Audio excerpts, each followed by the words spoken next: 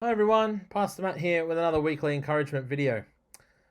This week at Lifeway we've continued our sermon series on addition via subtraction, kind of the idea that sometimes when we take some of the things out of our life that don't really need to be there, that we can actually experience a greater fullness of life.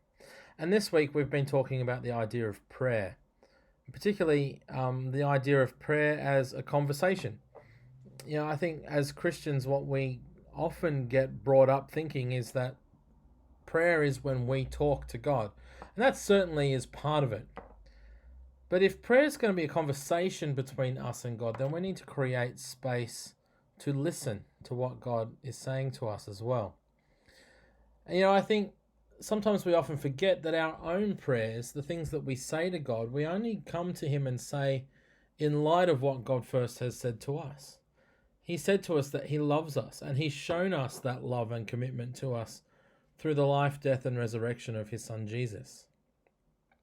So in our prayers, God's already in a lot of ways had the first word, and we simply come to Him acknowledging that and then laying our requests before Him. But if we are serious about conversation with God, then not only do we need to let Him have the first word, but we need to create space to tune in and listen to Him and to hear what He is saying to us. Jesus talks in a few places in the Gospels about how He is like our good shepherd, and the shepherd's sheep know His voice. They recognize Him. Unless we learn to listen to Jesus, it can be easy to not hear Him accurately, or to confuse what the world says to us with what Jesus is trying to say to us. So it's important that we try and tune in sometimes to what God's saying. Sometimes the biggest hurdle to that is just ourselves. Sometimes we can be so busy, the world can be piling so much pressure on us to achieve certain things, to do certain things, that sometimes we need to just come before God and to vent those things that have been happening to us. And there's not actually anything wrong with doing that. But we only get half of the benefit that we can receive from prayer by venting to God.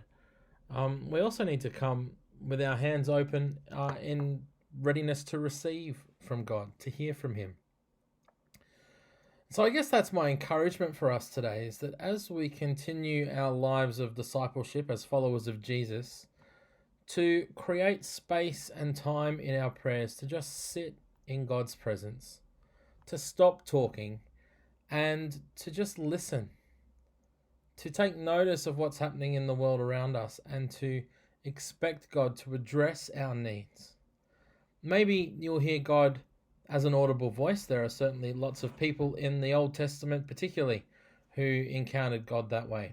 God told Moses from a burning bush to go and lead his people out of Israel. He also told Noah to build an ark. There are lots of people who in Scripture have these encounters with God which actually involve a voice. And there are others who have dreams and visions throughout Scripture, and we have the benefit of Scripture itself. God speaks to us in so many ways. Can I encourage you this week in your prayers to expect God to respond to you? Maybe not in an audible voice. Maybe it's through a word of Scripture as you do your devotional time. Maybe it's through the encouraging words of a Christian friend.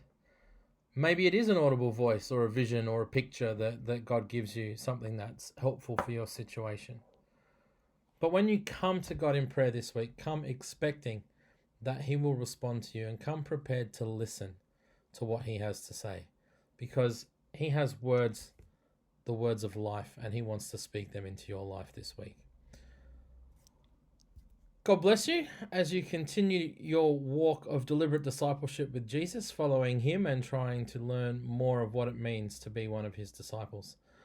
We'll talk again soon. Bye.